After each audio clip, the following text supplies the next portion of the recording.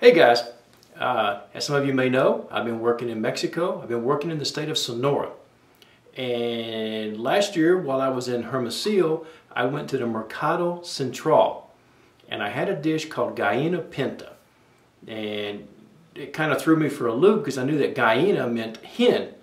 And pinta is, pinto beans. So I'm thinking chicken soup with pinto beans. But no, actually that's not really what it is.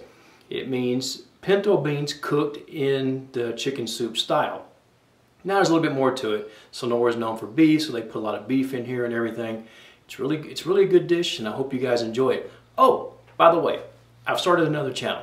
I'm not abandoning this channel or anything. This is still going to be my fun channel where I do dishes from around the world. But my new channel is going to focus mainly on hamburgers and stuff that go with hamburgers. There's going to, I promise you, there will be some crazy hamburgers over there.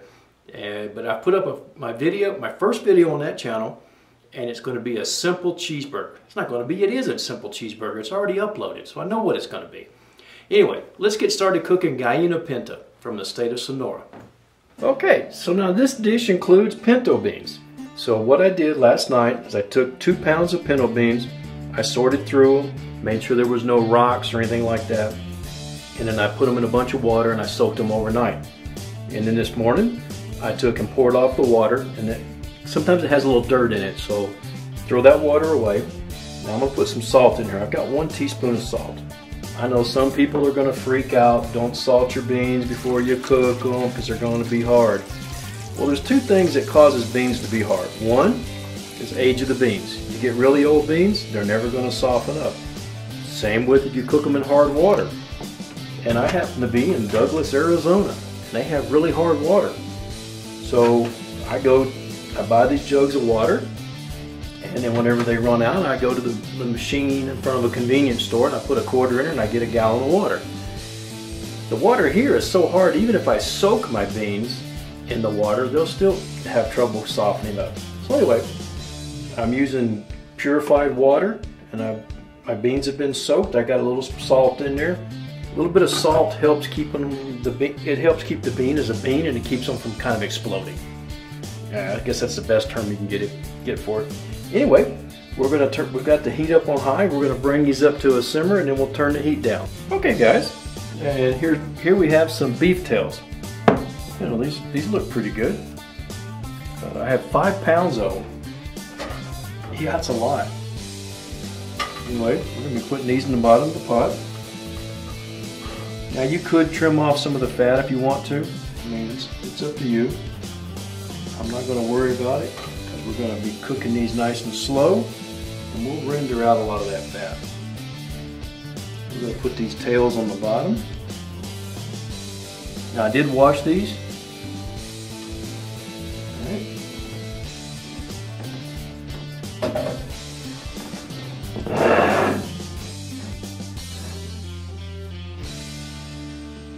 Now here, I've got 2.5 pounds of sirloin sirloin chuck roast. We're going to put that in there. Let me take this glove off. Now we're going to need some water. Once again, using purified water. All right, we're going to turn the heat up on high. We'll turn it down on low whenever it comes up to a boil. Okay, so we're putting everything in the pot. We've got 1 clove of garlic that I've peeled. Spread those around. Got 1 large onion. We're going to throw that in there.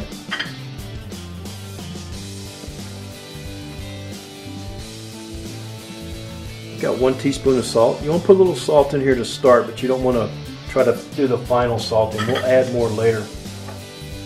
I've got a couple bay leaves. Normally I would say 2, but that's when you got 2 of the big pretty ones. I've got 20 peppercorns for black pepper. Put that in there.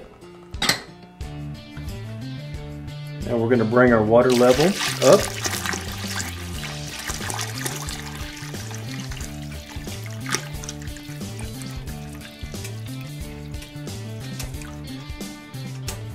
We're going to go about 1 inch above that crust. We'll just put all this in there.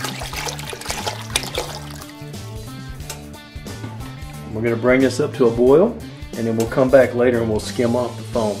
And I almost forgot, we need to put 1 green chili pepper in there. And then we'll put a lid on here, and we'll let it cook. Now this is Nixtamal.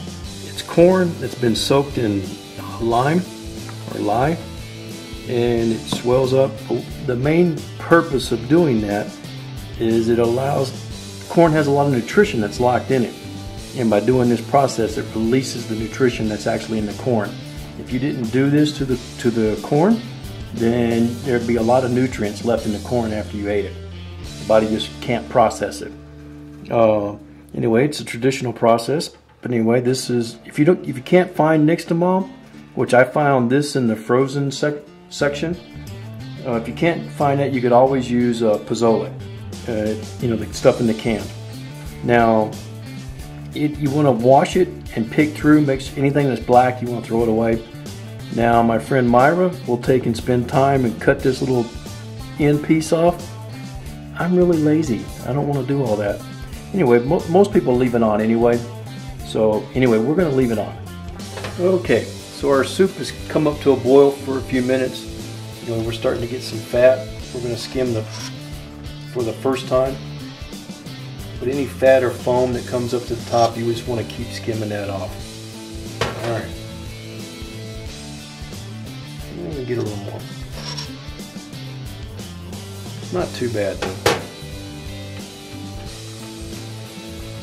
All right. Now we're going to add our Nixtamal to this.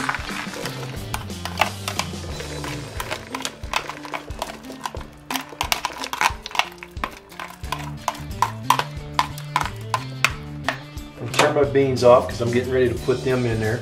We also want to skim the foam off of our beans too.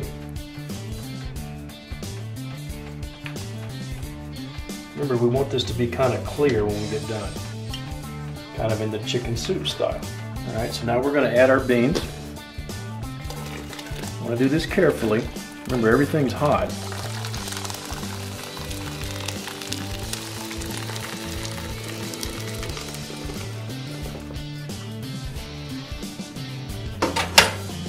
I think I have a full pot.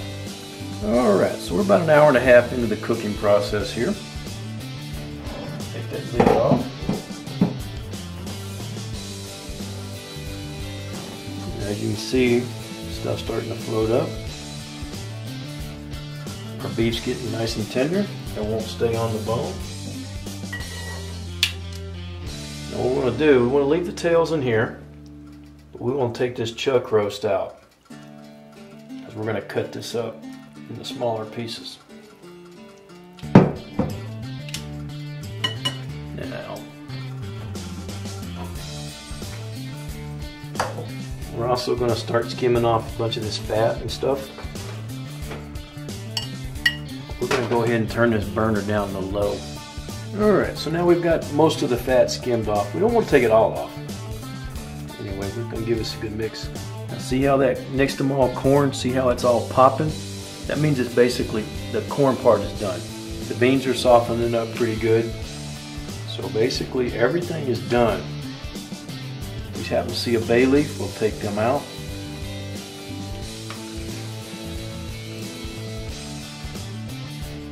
Now what we're going to do, we've got one bunch of cilantro that I've washed off. I'm going to put this on here.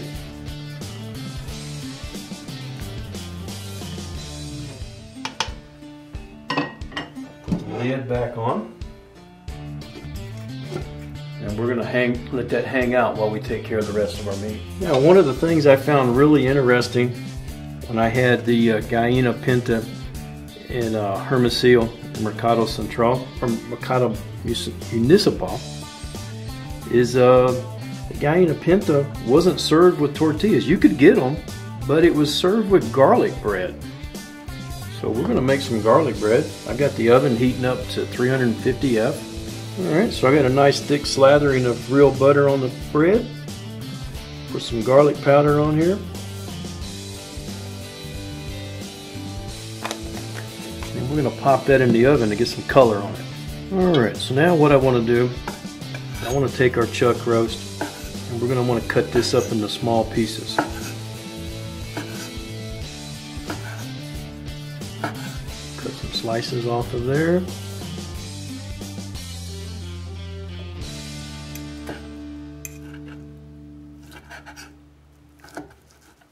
And we're not being scientific or anything like that. We're just hacking this up into small bits.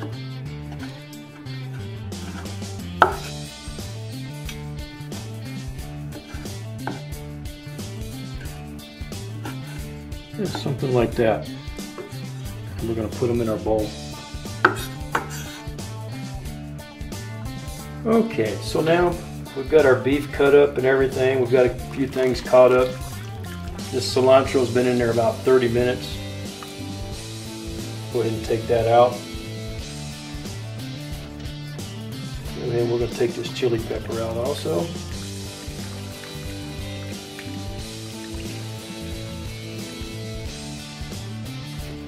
Now, this is the time to adjust your salt. I've tasted this, and I think I need about 1 tablespoon of salt. I'll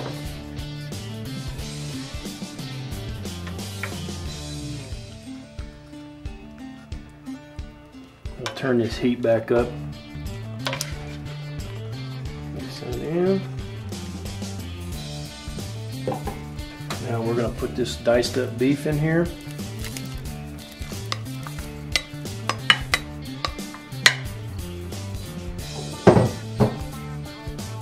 Basically all we're going to do at this point is just heat that beef up and then it's ready. There's our onion.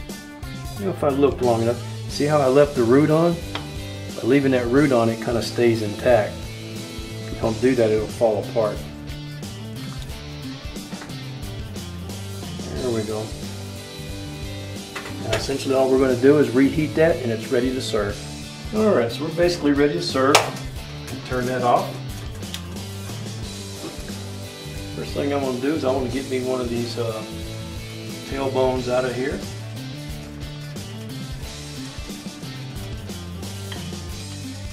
That's kind of big for my bowl. Go back to this one.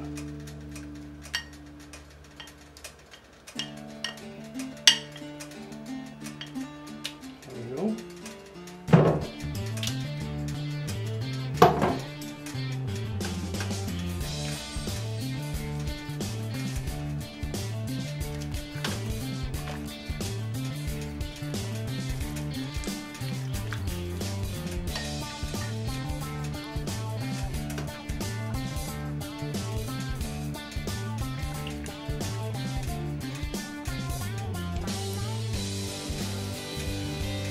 go.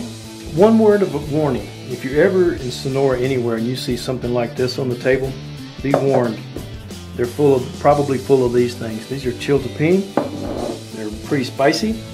They're just below habanero. And basically this is ironwood grinder. Just twist that a little bit. Put a little bit of that on there. Now be careful. I think this stuff is pretty spicy. I like a little bit of it on there. We're going to squeeze some lime juice in there. But we cannot forget our garlic bread. So, how's our Gallina Pinta?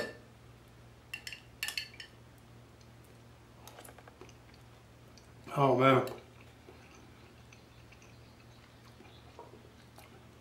That's really good.